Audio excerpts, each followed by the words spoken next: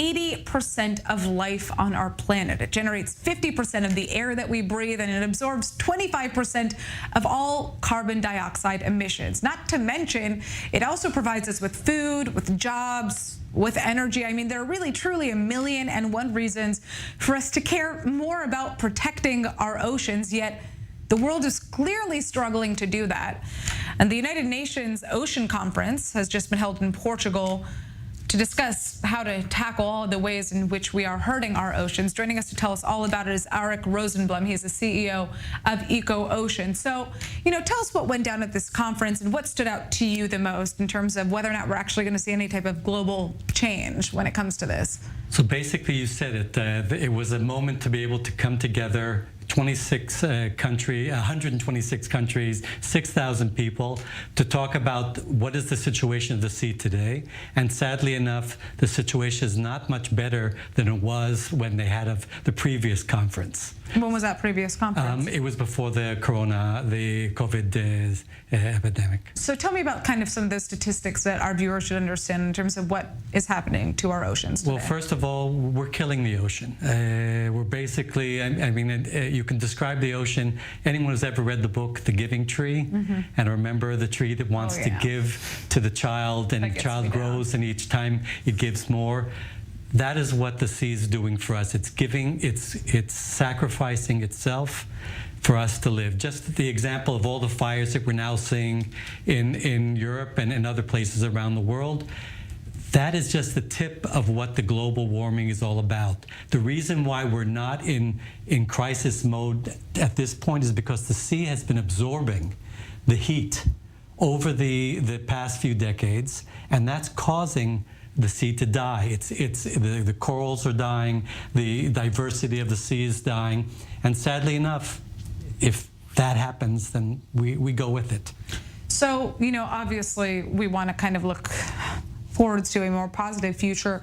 What initiatives are in the works right now to prevent the death of the ocean?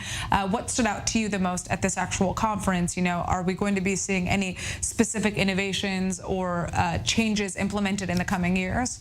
Well, there have definitely been identified different issues that need to be resolved, such as the story of how much of the area are we saving or protecting from other kinds of infringements, such as commerce, searching for gas and oil, and so on. So there was a declaration that said 30 by 30. And 30 by 30 meant 30% of the territorial waters of each country that has access to the sea or the ocean will be turned into a marine protected area until 2030. Now, the problem with that is that declaration has not been working when they declared just a few years ago 10 by 20, and we never reached the 10 mark. So the saddest part is there's a definite declaration that countries are supposed to reach that declaration.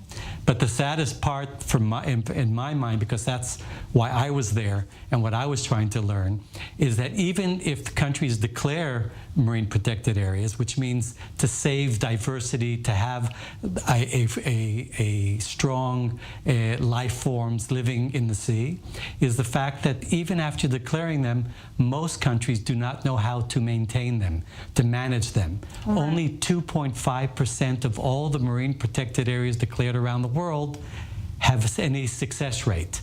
So what I've been trying to learn is how we in Israel can take that and learn from the countries that are succeeding and bring it to Israel and make sure that at least in Israel we're going to do the job. Which countries are succeeding?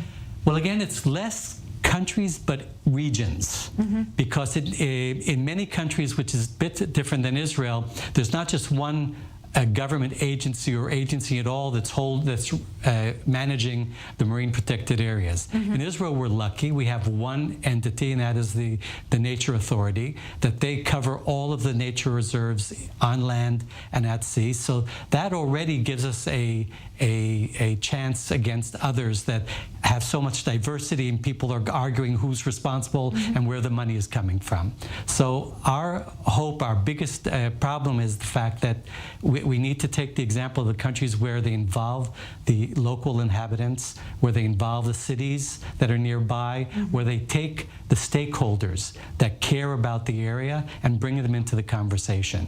And that's what we're going to be trying to do in Israel as well. So, you know, final question, quick answer here before we go out for a break. You know, I'm interested to know if there's any kind of advice that you have for viewers who are watching this in terms of how they can contribute to protecting the ocean beyond just, you know, major businesses and nation states. How can you as an individual help?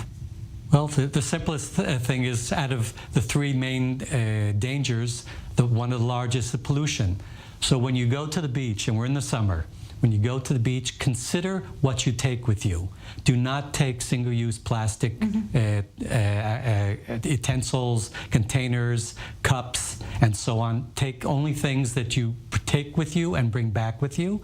And if you do that, you're probably doing the most important thing that any individual can do to save the sea. All right. Well, I'd like to thank you so much for joining us. Super important messaging here. Obviously, it is fascinating to hear how the world is planning on tackling this issue, whether or not they actually do that.